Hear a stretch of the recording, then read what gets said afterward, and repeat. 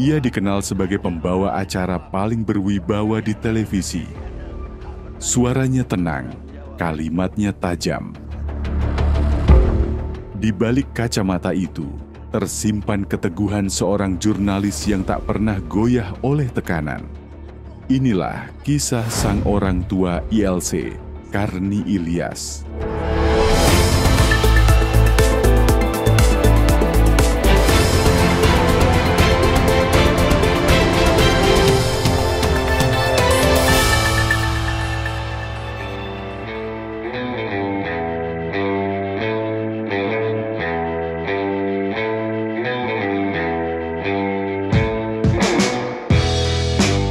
Karni Ilyas lahir di Bukit Tinggi, Sumatera Barat, pada tanggal 25 September 1952. Di kota itu, ia tumbuh dalam budaya Minang yang syarat dengan nilai debat, logika, dan keberanian menyampaikan pendapat. Nilai-nilai itulah yang kelak membentuk karakter jurnalistiknya. Sejak remaja, Karni sudah tertarik pada dunia tulis-menulis. Ia kerap mengirimkan artikel ke media lokal, bahkan pernah dimuat di Suara Karya dan Kompas.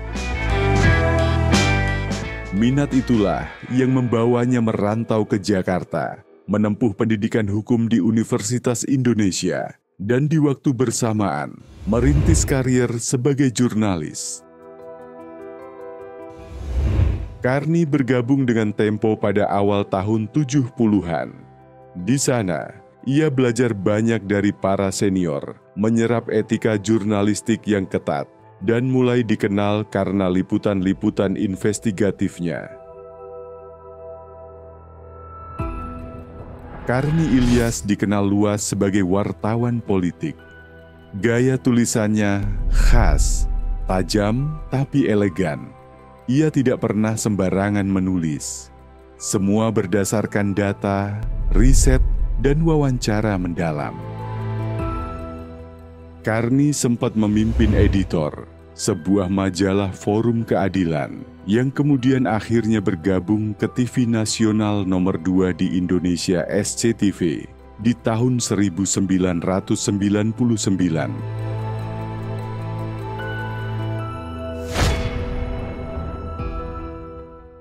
Lalu pada tahun 2005, Karni Ilyas pindah ke Antv. Setelah 2 tahun berlalu, Karni Ilyas mempersiapkan kehadiran TV One. Saat itu struktur organisasi TV One masih sepenuhnya kosong. Belum ada nama, belum ada jabatan yang terisi. Karni Ilyas pertama kali menyadari hal ini ketika melihat langsung dokumen struktur organisasi di rumah sang pemilik.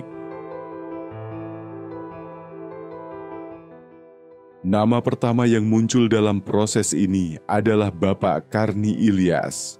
Namun, ketika ditawari posisi sebagai direktur utama, beliau dengan rendah hati menolak.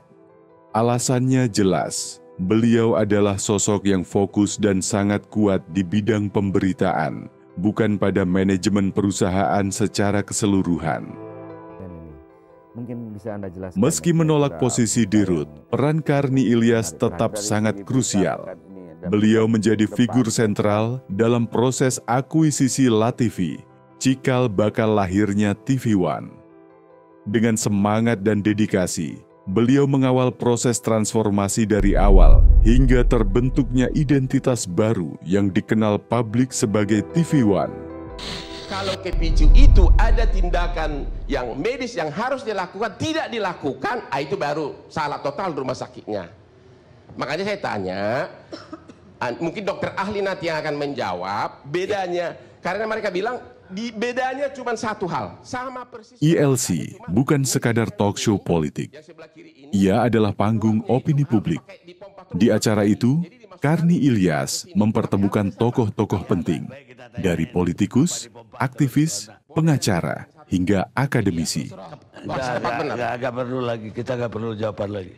Topiknya bisa panas, penuh kontroversi, tapi Karni Ilyas selalu hadir sebagai penyeimbang.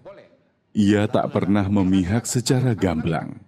Ia hanya memberi ruang agar publik bisa menilai sendiri. Dia belum selesai. Biar sekaligus dijawab. Saya berkuasa sini. Dia belum selesai. Gaya khas Karni Ilyas dalam membuka acara dengan narasi pendek, lalu memberikan waktu yang sama kepada semua narasumber, menjadi daya tarik tersendiri. Kalimat-kalimatnya sering viral, bahkan menjadi topik di media sosial. Tapi di balik itu, ada prinsip jurnalisme yang konsisten, menyuarakan semua sisi tanpa menghakimi. Setengah jam. Oke, lain kali saya akan undang deh.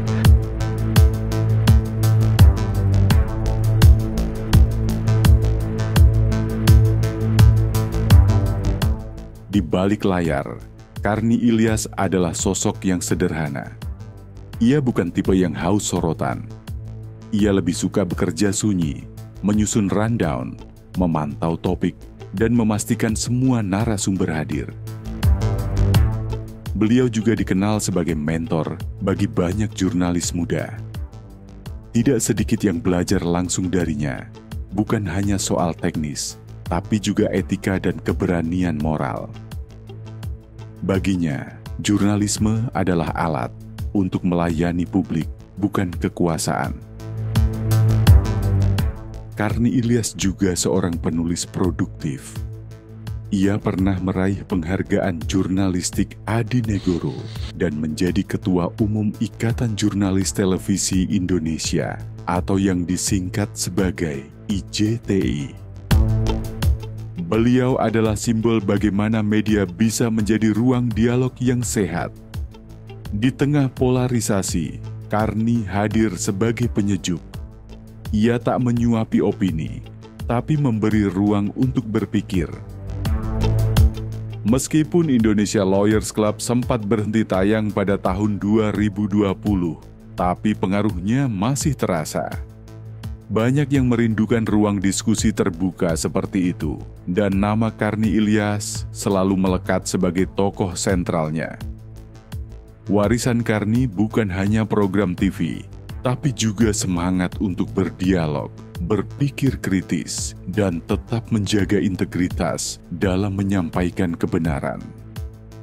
Karni Ilyas telah membuktikan bahwa di dunia yang bising oleh kepentingan ini, suara yang jernih tetap bisa didengar. Ia bukan sekedar wartawan, ia adalah saksi sejarah, sekaligus pengawal bagi nurani bangsa.